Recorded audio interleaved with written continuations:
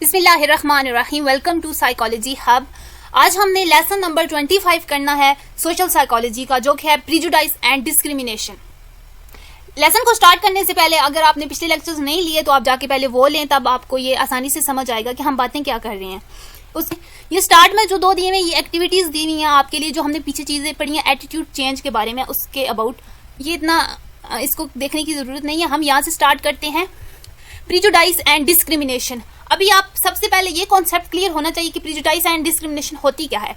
प्रीजुडाइस होती है किसी के बारे में बिना जाने आप एक राय कायम कर लेते हैं, एक अनफेयर राय होती है वो, क्योंकि आप किसी को जान नहीं रहे, बस आपने एक लेबल के तौर पर उसको कर देना है, और ये प्रीजुडाइस होती है। और डिस्क्रिमिनेशन क्या होती है, उस प्रीजुडाइस की बुनियाद पर आप अनफेयरनेस करते हैं एक ग्रुप से, एक कम्युनिटी से, किसी लोग से, किसी इंसान से।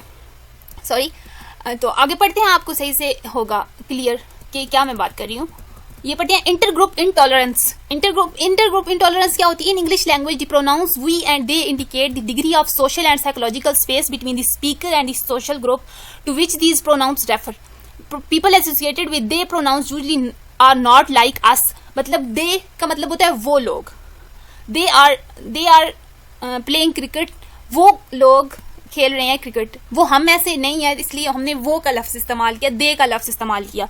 We state them this like they are disrespectful, they are different, they are dangerous, difficult, annoying, and so on. When sometimes feel sorry for them, but we don't want them around us. They sometimes may be good ones, but usually they are not like us.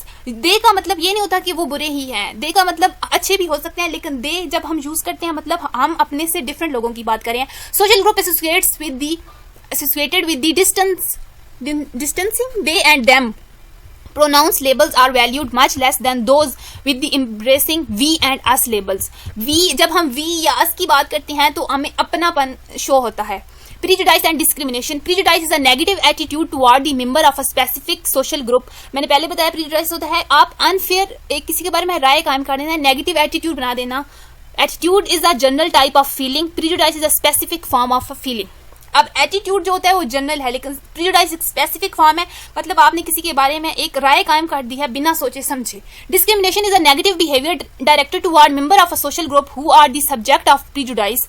अब discrimination मैंने पहले बताया है कि जिन बंदों के बारे में हमने गलत राय कायम की है उनके साथ नेगेटिव बिहेवियर शो करना, अनफेयरनेस शो करना डिस्क्रिमिनेशन होता है।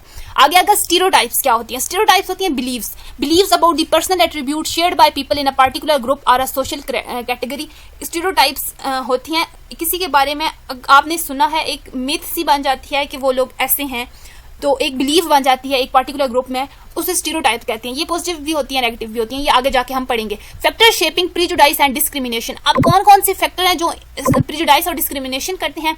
सबसे पहले कॉग्निटिव सोर्सेज में कैटेगराइजिंग पीपल, लोगों को की कैटेगरीज बना देना, जैसे ब्लैक एंड व्हाइट, अमेरिका में बहुत ज्यादा यूज होती है ये। उसके अलावा जात पात, जैसे पाकिस्तान में जात पात यूज होती है, जात वगैरह यूज होती है, इंडिया में होती है बहुत सी जातें, वो ब्राह्मण शूद्र वगैरह। और आगे हम पढ़ते हैं इमोशनल रिसोर्सेज, स्केपगोट और अथॉरिटेरियन पर्सनैलिटी। स्केपगोट क्या होता है? एक बंदे बेचारे को आपने बस लेबल कर देना है कि एक बंदे के ऊपर आपने सारा ब्लेम लगा देना, और ये होता है स्केपगोट। और अथॉरिटेरियन पर्सनैलिटीज के एक जो अथॉरिटी जिनके पास होती है, बस वो लोग आप पे ऐसे मुझे समझ नहीं आ रही वर्ड की। अथॉरिटेरियन पर्सनैलिटीज वो होती हैं जो आपके ऊपर बगैर किसी वजह के अथॉरिटी की तरह एक हो जाती हैं, आपके ऊपर अथॉरिटेरियन बिहेवियर शो करना शुरू कर देती हैं। हम स्केपगोट और अथॉरिटेरियन पर्सनैलिटीज की बात करते हैं। स्केपगोट होता है एक बंदे को आपने ब्लेम करना शुरू कर देना, और उसको बहुत ज्यादा ब्लेम करना। एक पर्सन होता है जिसको हम ब्लेम करना शुरू कर देते हैं किसी भी बुरे काम के लिए, वो उस बंदे को स्केपगोट कहा जाता है। ये जस्ट एक वर्ड यूज होता है। अथॉरिटेरियन पर्सनैलिटी एक ऐसे बंदे जो रूलर की तरह आ जाते हैं और आप पे एक कम्युनिटी पे, एक सोशल ग्रुप पे वो ऐसे करना शुरू कर देते हैं, रूल करना स्टार्ट कर देते हैं। Authoritarian personality describe people of a person who prefer a social system with a strong ruler. वो सोशल सिस्टम को चलाने में एक स्ट्रॉन्ग रूलर का किरदार अदा करते हैं। उसके आगे बढ़ते हैं हम सोशल रिसोर्सेज, सोशल इनइक्वालिटीज का तो आपको पता है, unequal status, religion, stereotype, threat. और सोशल आइडेंटिटी में चीजें हैं the minimal group paradigm and social identity theory. हम यहाँ आगे जाके इनको थोड़ा से डिटेल से पढ़ेंगे तो सब चीजें क्लियर हो जाएंगी। कॉग्निटिव सोर्स ऑफ प्रिजुडाइज क्या होता है? कैटेगराइजेशन, जो मैंने पहले बताया है। फॉर एग्जांपल हम कैटेगरीज बना देते हैं, जैसे कि बायोलॉजी में कैटेगरी होती है प्लांट्स एंड एनिमल्स की, इस तरह एक यूएसए में कैटेगरीज बन जाती हैं black and white on the basis of their skin colour. Afro caribbean males are often labelled as angry black man and are considered dangerous. अब ये भी एक मिथ सी बनी हुई है, क्योंकि ऐसे जरूरी भी नहीं है, कुछ ऐसे भी एफ्रो कैरेबियन मेल्स, ये ब्लैक की एक ब्लैक जो पीपल होते हैं उनके अंदर एक कैटेगरी है afro caribbean males. In Pakistan, Zaat and Biradari system is the basis of categorization. Ethnicity and sex are a powerful way of categorizing people. For example, in many parts of UK, Pakistani people are called Pakis, an insulting label. और ये एक insulting label UK में इसे consider किया जाता है। Outgroup homogeneity effect. Outgroup homogeneity effect क्या होता है? Merely assigning people to different social group can create outgroup homogeneity effect. The perception of outgroup member as being more similar to one another than one's own group. They are all alike. While we are diverse, our tendency to perceive outgroup member are similar to one another set the stage of developing beliefs about the personalities, abilities and motivation. These beliefs are called stereotypes, a type of a schema. Schema मैं पहले भी बता चुकी हूँ पिछले lectures में, जो starting के सोशल साइकोलॉजी के लेक्चर्स। स्कीमास एक मेंटल बिलीफ होता है, मेंटल सेटअप होता है। In a group, homogeneity effects can also arise when there is a many minorities at one place and they feel similar to each other on the basis of a minority categories. अच्छा, outgroup homogeneity effects की यहाँ बात करें। Stereotypes are belief about people, they put them in the categories and don't allow for individual variations. लोगों के बारे में एक बिलीफ बना देना और फिर उनको चेंज ना होने देना, स्टीरियोटाइप। और फिर ऐसी स्टीरियोटाइप सोसाइटीज में भी बहुत सी प्रॉब्लम्स अराइज होती हैं। The function of a stereotype thinking, कौन कौन सी? Quickness, stereotype thinking provide us with a rich and distinctive information about people we don't personally know. मतलब एक लोगों के बारे में, जैसे कि उन्होंने ऊपर बता दिया कि कैरेबियन जो एफ्रो कैरेबियन मैन होते हैं वो एंग्री होते हैं ज्यादा और डेंजरस होते हैं, तो हमें एक क्विक इन्फॉर्मेशन मिल गई। अगर हम अमेरिकन जा रहे हैं तो हम उनसे बच के रहेंगे। हालांकि हमने ना तो इस पर रिसर्च किया है, कुछ भी नहीं किया, बस एक स्टीरियोटाइप बनी हुई है और हमने उस पर बिलीव कर लिया। Quickness is one of the most important apparent quality of stereotype thinking and provide basis of immediate action in uncertain circumstances. It provide shortcut of thinking. We don't have to get to know person by, हम उस person को नहीं जानते फिर भी हम एक fault conclusion और जजमेंट पे रिजल्ट पे हम बिलीव कर लेते हैं, वो स्टीरियोटाइप थिंकिंग कहलाती है। अगर स्टीरियोटाइप अगेंस्ट एलियन कल्चर्स, यहाँ एक एग्जांपल दी हुई है। Narrative from mental health professionals in UK, research was conducted in the UK to explore how far the perception of a mental health profession are drive from the culture stereotypes. Some important narratives stated by mental health professionals during focus group discussion are as under narrative about the traditional feminine roles, I think role of woman, the expectation and because they are quite a lot of pressure and confirm, so South Asian womens might find themselves quite isolated.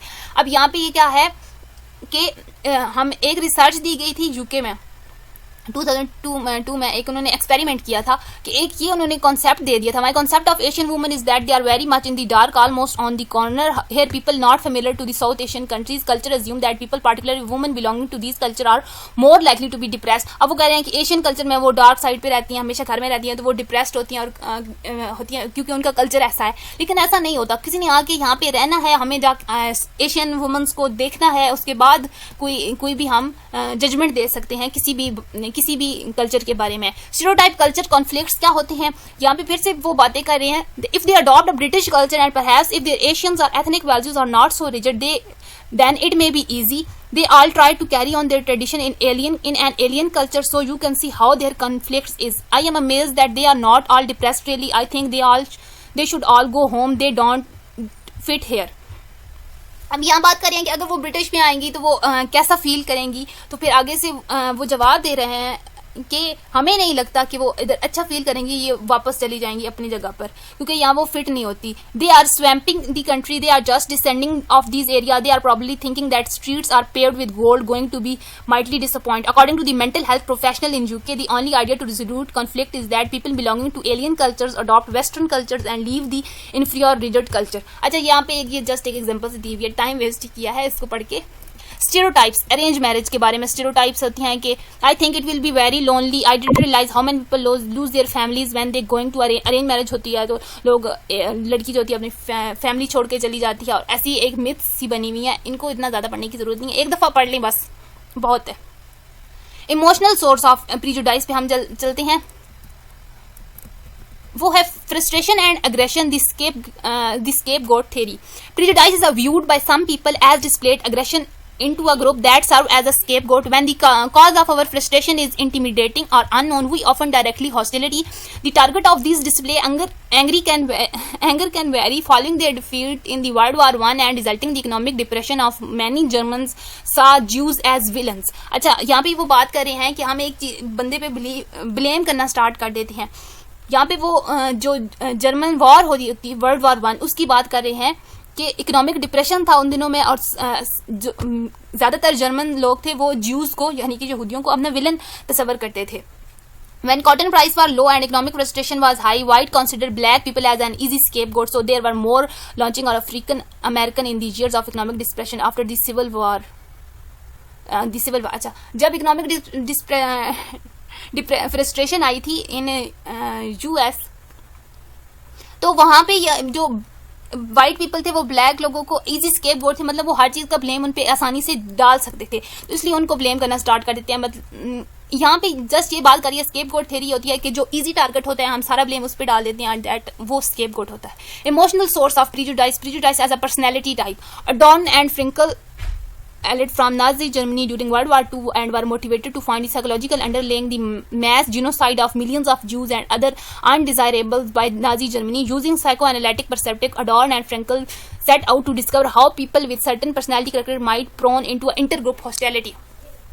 यहाँ पे again से वही example इन्होंने दी हुई है, इतना important कोई concept नहीं है. यहाँ पे जो उनकी फाइंडिंग्स हैं वो हम देखते हैं. Adorno, Frenkel, Brunswik, Levinson and Stanford constructed the F fascist scale to measure the authoritarian personality. ये बहुत बार आता है एमसीक्यूज में, तो ये आप याद करेंगे. एफ स्केल क्या होता है? फैसिस्ट या फिर फैसिस्ट किससे डिस्क्राइब करता है? वो एफ स्केल यहाँ पे ऐसे स्वाइप करके ये लोग एमसीक्यूज देते हैं. ये मैंने कई जगह पे देखा है. Authoritarian personality result from a personality conflicts and harsh child rearing practices. Authoritarian personalities क्यों बनती हैं? अगर आपने बच्चों पर बहुत ज़्यादा बचपन में हार्श चाइल्ड रेयरिंग की, पेरेंटिंग अगर आपकी ऐसी रही है कि अथॉरिटेरियंस होती है, तो वो बच्चे जब बड़े होते हैं तो वो कहते हैं कि अब हमने बदला लेना है और अब हम दूसरों पे रूल करना स्टार्ट करेंगे. Social learning theory. In 1980s interest in the authoritarian personality was revived by Altemeyer when he stated that the origin of authoritarian personality is not personality conflict from childhood. Adolescents who socialized with authoritarian disciplinary developed similar tendency by modeling and reinforcement. इन्होंने कहा था 1980s में अल्टमेयर ने कि childhood के conflicts नहीं होते सिर्फ, बल्कि जो हमारी एडल्टहुड की सोशलाइजेशन होती है वो भी बहुत ज़्यादा डिपेंड करती है अथॉरिटेरियन पर्सनैलिटी को डेवलप करने में. उसके अलावा हम जिनको हम मॉडल बना रहे हैं, अगर जिनको हम मॉडल बना रहे हैं, और वो भी बहुत ज़्यादा हमारी अथॉरिटेरियन पर्सनैलिटी को डेवलप करने में हम जिनको फॉलो हम कर रहे हैं. Altemeyer suggested that the authoritarian personalities are caused by the people learning a prejudicial style of thinking during adolescence. Studies conducted over the past 20 years support social learning perspective. यहाँ पे ये खत्म हो रहा है. अगले लेक्चर में भी हम इसी को ही कंटिन्यू करेंगे. प्रीजुडाइस एंड डिस्क्रिमिनेशन अभी बहुत से रहते हैं इसके टॉपिक्स. तो टिल देन अल्लाह हाफिज. होप सो आपको समझ आ गई हो जो मैं एक्सप्लेन करना चाह रही थी. ये बहुत ही आसान था. इस लेक्चर में इतना खास इंपॉर्टेंट नहीं था. जो इंपॉर्टेंट था मैंने हाईलाइट कर दिया है. आप या तो इधर से देख के हाईलाइट कर लिया करें, या फिर आप मुझे बता देना जब सारे लेक्चर हो जाएंगे 23 to 45 तो मैं आपको भेज दूंगी. अल्लाह हाफिज.